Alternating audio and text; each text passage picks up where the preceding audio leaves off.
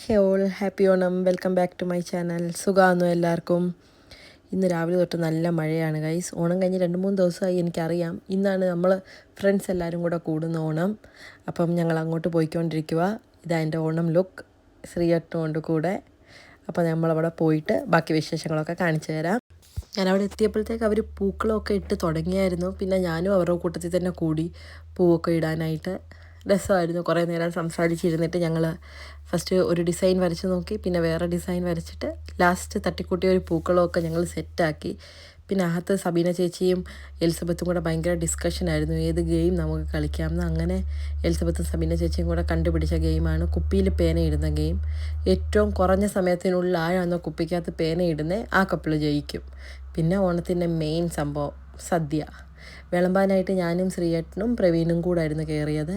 കാരണം ബാക്കി എല്ലാവരുടെയും കയ്യിൽ കുഞ്ഞുങ്ങളും പിന്നെ ആ ടേബിളിൻ്റെ പുറത്തിരിക്കുന്ന ഫുൾ ഗ്രൂപ്പ് പ്രഗ്നൻറ്റ് ഗ്രൂപ്പും ആയതുകൊണ്ട് റെസ്പോൺസിബിലിറ്റി ഒന്നും ഇല്ലാത്ത ഞാനും ശ്രീയേട്ടനും കൂടെ വിളമ്പാനായിട്ട് ഏറ്റെടുത്തു.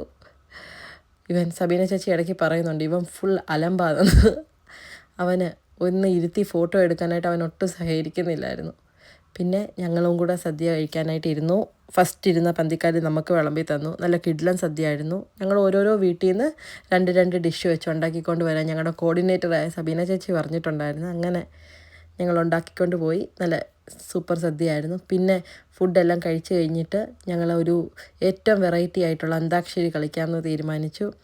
അന്താക്ഷരി കളിക്കുമായിരുന്നെങ്കിലും ഗൈസ് ഫുൾ അലമ്പായിരുന്നു. എസ്പെഷ്യലി ഈ ചുമന്ന ഷർട്ടും പർപ്പിൾ ഷർട്ടും ഇട്ടിരിക്കുന്ന ആൾ ഫുൾ അലമ്പായിരുന്നു. പിന്നെ കുറച്ച് നേരം ഞങ്ങളിരുന്ന് ചില്ലൊക്കെ അടിച്ചിട്ട് പുറത്ത് പോയി ഒരു ഗ്രൂപ്പ് ഫോട്ടോ ഒക്കെ ക്ലിക്ക് ചെയ്തിട്ട് തിരിച്ച് വീട്ടിലെത്തി. വൈകിട്ട് ലോക സിനിമയ്ക്ക് ബുക്ക് ചെയ്തിട്ടുണ്ടായിരുന്നു. അപ്പം അത്രയേ ഉള്ളൂ.